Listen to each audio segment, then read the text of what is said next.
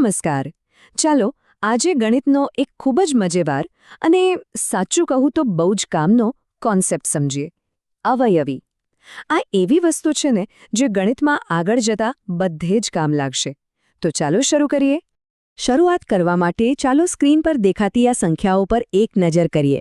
5, 10, 15, 20. શું લાગે છે?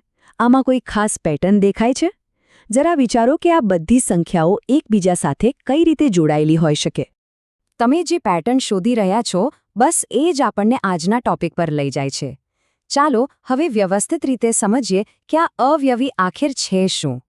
જુઓ, આની વ્યાખ્યા છે ને એકદમ સિમ્પલ છે. બસ કોઈ પણ એક સંખ્યા પકડી લો અને પછી એને 1, 2, 3, 4 એમ લાઇનમાં આવતી બધી જ સંખ્યાઓથી ગુણતા જાઓ. હવે ગુણાકાર કરવાથી જે પણ જવાબો મળે ને એ બધા જ પેલી મૂળ સંખ્યાના અવયવી કહેવાય. સાવ સહેલું, આપણા ઘડિયા જેવું જ છે, બરાબર ને? આમ વાત કરવી તો બહુ સહેલી છે, પણ જ્યારે ઉદાહરણ જોઈએ ને ત્યારે આખો કોન્સેપ્ટ મગજમાં બરાબર બેસી જાય છે. તો ચાલો પેલી શરૂઆતવાળી સંખ્યા એટલે કે 5નું જ ઉદાહરણ લઈએ. અહીં જુઓ, કેટલું સરળ છે. 5ને 1 વડે ગુણીએ તો જવાબ આવે 5. પછી 5ને 2 વડે ગુણીએ તો મળે 10. એ જ રીતે 5 ગુણ્યા 3 એટલે 15.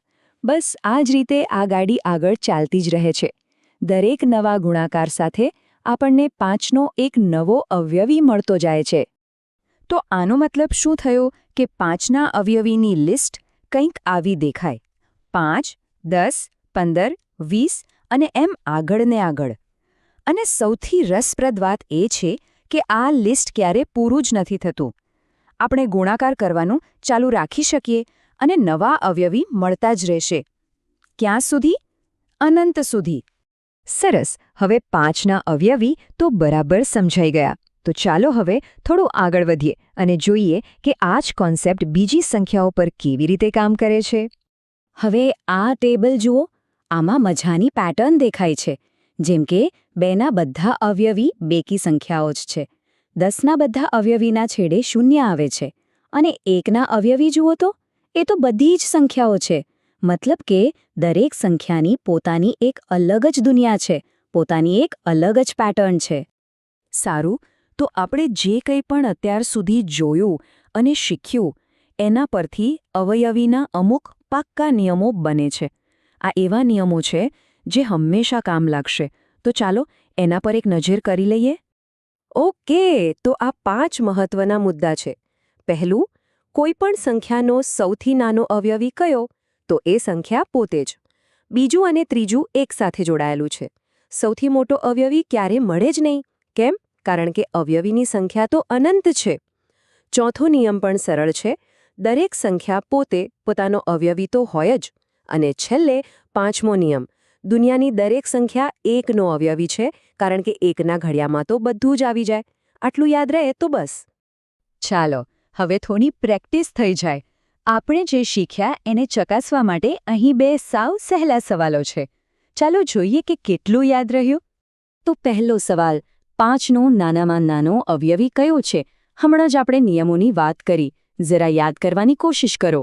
અને સાચો જવાબ છે 5. બરાબર, કારણ કે આપણો નિયમ જ એ છે કે કોઈ પણ સંખ્યાનો સૌથી નાનો અવયવી એ સંખ્યા પોતે જ હોય છે. ઓકે, હવે બીજો સવાલ. 2ના અવયવી કેટલા હોઈ શકે? ગણી શકાય એટલા કે પછી? એકદમ સાચું. જવાબ છે અનંત. યાદ છે ને, આપણે 2ને કોઈ પણ મોટી સંખ્યા વડે ગુણી શકીએ છીએ અને આપણને હંમેશા એક નવો અવયવી મળતો જ રહેશે. એટલે આ લિસ્ટનો કોઈ અંત જ નથી. તો આજે આપણે અવયવી શું છે, તેને કેવી રીતે શોધવા અને તેના ખાસ નિયમો શું છે એ બધું શીખ્યા. હવે એક નાનકડું કામ કરવાનું છે. 1 થી 25 સુધીની દરેક સંખ્યાના ઓછામાં ઓછા 5-5 અવયવી શોધવાનો પ્રયત્ન કરજો. જેટલી પ્રેક્ટિસ થશે એટલો આ કોન્સેપ્ટ પાક્કો થઈ જશે. મળીએ ફરી. ગણિત શીખતા રહો.